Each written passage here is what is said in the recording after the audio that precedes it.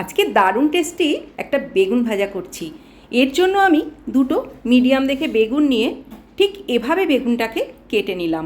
এবার একটা mixing bowl নিয়ে নিলাম, তার মধ্যে নিচ্ছি 1 চামচ বেসন, 1 চামচ চালের গুঁড়ি, হাফ চামচ পোস্ত আর ছোটো চামচে করে হলুদের গুঁড়ো, রোস্টেড মশলা, রেড চিলি মশলা আর গোলমরিচের গুঁড়ো।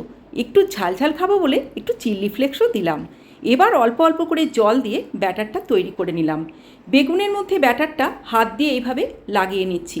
2-3 মিনিট বেগুনটা রেস্টে রাখছি। অপর দিকে কড়ার মধ্যে দিয়ে দিলাম সর্ষের তেল।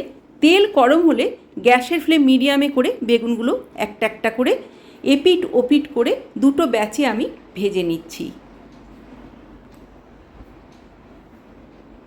এইভাবে বেগুন ভাজাটা বানিয়ে একদিন খেয়ে দেখো তো কেমন লাগে। খাওয়ার পর আমাকে জানিও কিন্তু।